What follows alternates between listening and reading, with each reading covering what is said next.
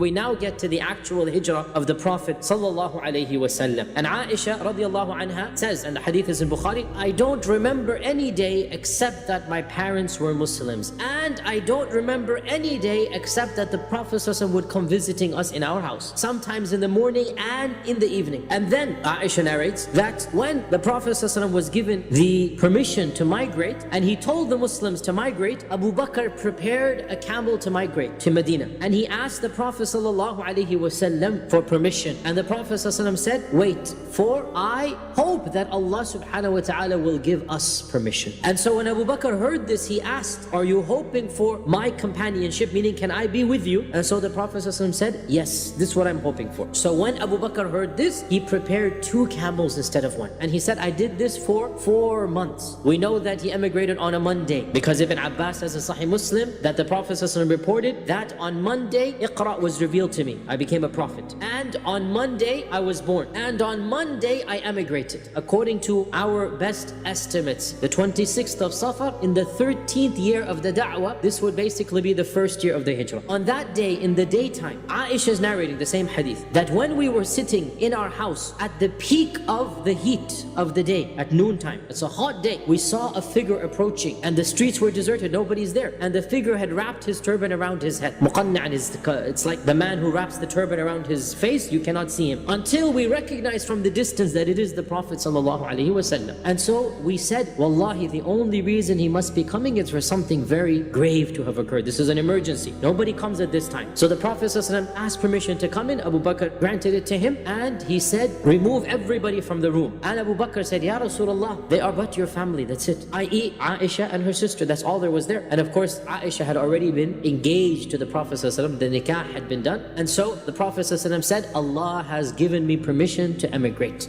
Now Abu Bakr was waiting for permission to come to him as well. And so he asked him, O Messenger of Allah, did Allah allow me to be the companion? I beg you by my mother and father, did Allah give this permission? And the Prophet ﷺ said, Na'am. Aisha says that I saw Abu Bakr cry, and I had never believed that people could cry out of happiness until I saw Abu Bakr cry out of happiness on that day. Abu Bakr said, Ya Rasulullah, I have prepared 2 camels, one of them is yours. And the Prophet ﷺ said, only if I pay you the price of the camel till it becomes mine. And Asma, who is Aisha's older sister, Aisha is too young to do anything, so Asma had already prepared food and reserves for them. And so in the panic of the moment, she bundled up all of the food, and she didn't have anything to tie the bag with. And so she took off her belt and tore it in half with her teeth, and used half of a belt for her own garment, and then used the other half for the bag of the Prophet ﷺ and Abu Bakr. And that is why she was called she of the 2 belts. And Abu Bakr had at this point in time 5,000 dirhams. So he took every last dirham that he had, and he left nothing with Asma and Aisha. Why? Because he wants every penny for the Prophet ﷺ. And Ibn Abbas says Allah revealed in the Quran one ayah describing that night, the night of the Hijrah, and that is Surah Al-Anfal verse 30.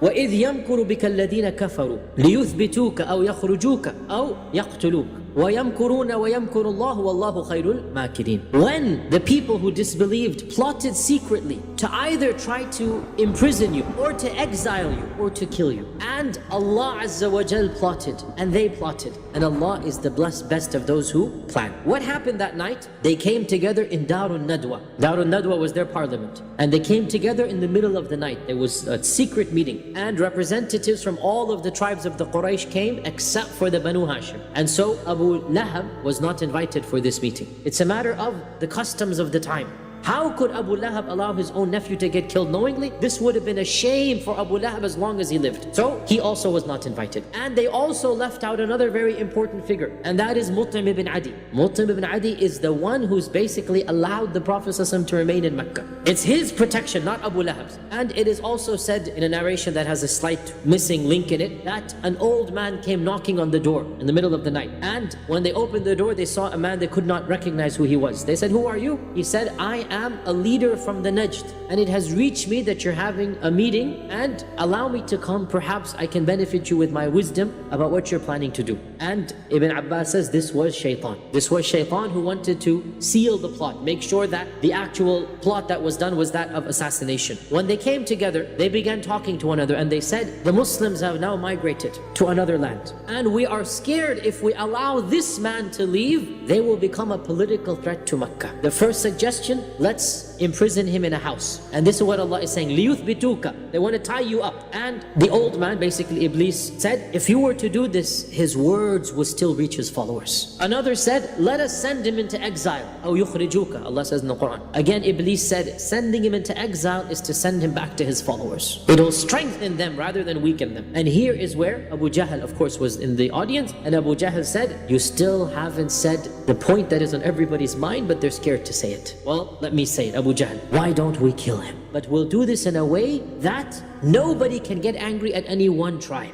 Abu Jahl said, rather than one of us attack him, why not every single tribe sends one representative? And they fight him like one man, such that by the time he's dead, his blood is on all of their swords. So nobody knows who killed him, and all of the tribes are equally to blame. And he said, the Banu Hashim will have no choice but to accept the blood money. Otherwise, the Banu Hashim would have had to declare war. This was when Iblis stood up and said, this is the Ra'y al-Sadid, this is the smart decision. And right then and there, every one of the tribe's people thought of one person in their tribe, a young, strong man, whom they could choose for this deed. And they sent them immediately to the house of the Prophet ﷺ. And this was when Jibreel came down to the Prophet ﷺ and informed him that you must make the hijrah now. So this was on the same evening that he spoken to Abu Bakr, and Ibn Ishaq reports without any isnad that as they surrounded the house of the Prophet ﷺ, the Prophet ﷺ went outside reciting Surah Yasin, and they did not recognize him, or they did not see him at all. فَأَغْشَيْنَاهُمْ فَهُمْ لَا يُبْصِرُونَ. We put barriers in front of them and behind them, so we caused them to go blind, or we covered them up and they couldn't see anything. He threw dust on their hair as a sign of humiliation as he walked out, and they didn't even see this until after he had left. At the time he was still living in the house of Khadijah, of course, because Khadijah has passed away, so he's living in the house, and with him is of course Ali, because he's supposed to be taking care of Ali. Ali grew up in the household of the Prophet ﷺ. And so he told Ali to stay in his bed, so that if the Quraysh looked in, they would find somebody lying there, and it's dark, nobody sees who it is, they would assume that this is the Prophet ﷺ. Now Abu Bakr radiallahu anh had already prepared the 2 camels. The Prophet ﷺ came to the house of Abu Bakr in the middle of the night. The 2 of them in the middle of the night rode their camels, and they went to, as we all know, the cave of Ghari Thawr. Medina is due north, straight line. Ghari Thawr is due south, exact opposite. And so they had already devised a plot to go to this cave and stay there for 3 days and 3 nights in utmost secrecy. They would then meet with a guide who would take them from a path that was unknown to the Quraysh. And in fact, they had to circle down to what is now Jeddah, and then they made their way to Medina from Jeddah. It is said that when the Prophet ﷺ left Mecca, At-Tirmidhi reports in his Sunan, when he passed the final shops of Mecca, the middle of the night, he turned around to take one final look, and he said, speaking to Mecca generically or metaphorically, you are the most blessed land on earth and the most beloved to me, and were it not for the fact that my people have expelled me, I would never have left you. Ibn Kathir has over here that he also made a long dua, and he has the dua recorded where he basically asks Allah for protection. He asks Allah to make the safar easy for him. He asks Allah for His mercy and His protection. Getting back to the story of Abu Bakr and the Prophet ﷺ, they had made an arrangement with 3 people to do 3 chores. The first was his son Abdullah, that every morning he would come out with some food and drink for the cave, because they're not going to leave the cave at all. And he would listen to the people of Mecca, what they're doing, which direction they're heading in. So he would inform them on a daily basis in case they need to modify their plan. The second person, Aisha says, Amir ibn Fuhayra. He was Abu Bakr's freed servant. His job was to take out the flocks and make sure that the footsteps footsteps of Abdullah ibn Abi Bakr are erased away. And then there was a third man assigned for the job, and that is Abdullah ibn Arqat or Urayqit. And his job was to lead them down this, what we now call Tariq al-Hijrah. And Abdullah ibn Urayqit would meet them on the morning of the third night, and he would take them on this new road. In a narration that is muttafaq alayh, that's Bukhari and Muslim, Anas ibn Malik says that Abu Bakr narrated to us the details of the journey. Jabal Thawr was a very small chamber, and it is said that there was only space literally for 2 people in that Jabal. Now Abu Bakr saw the Quraysh walking up and down the cave. Question arises, how did they get there? And this is not mentioned in this narration. It is mentioned in other books, Al-Baladhuri and other books mention that when the Quraysh figured out that the Prophet had not gone the usual road, because all the other Muhajirun had taken the usual road, they hired an expert scout to figure out the traces of the camel from the house of Abu Bakr.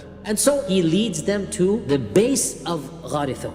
And he goes, this is where I can trace it. From here, it's a mountain, I can't follow anymore. So what happens? They all send in the troops and the forces, right? And so this is the famous incident that Abu Bakr looks out and he sees Abu Jahl and Umayyah ibn Khalaf and all of them. That's why they were on the mountain. And this is when he whispers to the Prophet ﷺ that all they need to do is to look into this crevice and they will see us. If they just look down at their feet, where we are now, they would see us, because the entrance to the cave, it's at feet level. And this is when the Prophet ﷺ responded to the famous phrase that all of you should know and memorize. Oh Abu Bakr, what do you think of 2 people? Allah is the third of them. So they crossed over the Ghar Thawr and they didn't realize they were in there. And there's a beautiful verse in Surah At-Tawbah, which is one of the last surahs revealed at a time when the Muslims were at the peak of their power. After the conquest of Mecca, إِلَّا تَنصُرُوهُ فَقَدْ نَصَرَهُ اللَّهُ. Allah Azza wa Jal says to the Sahaba, if you're not going to help the Prophet ﷺ, don't worry, Allah has already helped him. إِذْ أَخْرَجَهُ الَّذِينَ كَفَرُوا. When the kuffar expelled him from Mecca, ثاني اثنين, and he was the second of only 2 people. إذ هما في الغار, when they were in the cave. إذ يقول لصاحبه لا تحزن, when he said to his companion, لا تحزن إن الله معنا, don't worry, Allah subhanahu wa ta'ala is with us. فأنزل الله سكينته عليه. At that point Allah sent his sakina upon the Prophet وَيَدَهُ بِجُنُودٍ لَمْ تَرَوْهَا, and he helped him with an army that you didn't see. A lot of scholars say this army is basically the dove and the pigeon and the spider. They are mentioned in some of the books. The story of the spider web is mentioned in Musnad Imam Ahmad, and there is a slight weakness in it, and so out of all of the stories, this is the best story. As for the narration of the tree leaning down over the mouth, or the 2 pigeons setting up a nest, these are reported with massive missing links. So 3rd, 4th generation reporting what happened at the time of the Prophet ﷺ. So no problem narrating it, but we should know that this is not like 100% authentic. And so after the 3rd day, they met Abdullah ibn Arqat or Abdullah ibn Urayqit, and 3 of them began going on their way to Medina.